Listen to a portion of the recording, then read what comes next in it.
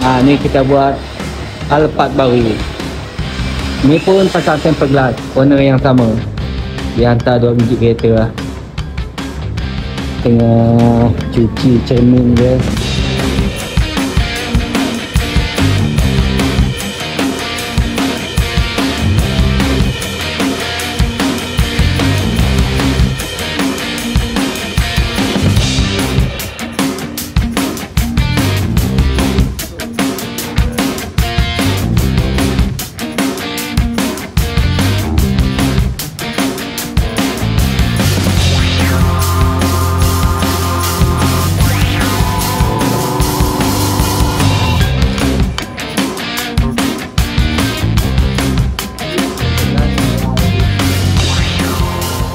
Ada 2 biji pasang tempered glass,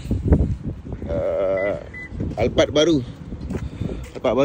Oh tengok punya lah cantik nampak macam tak pernah tukar.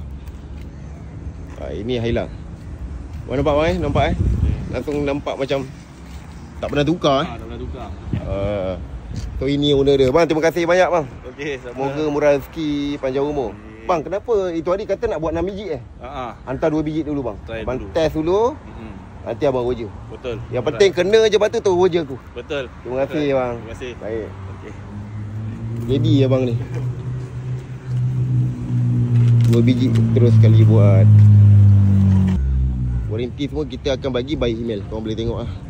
So aku akan bagi diskaun untuk tempered glass. Nanti aku akan update. So benda ni limited, kena cepat gila. Barang ni laju guys. Bagi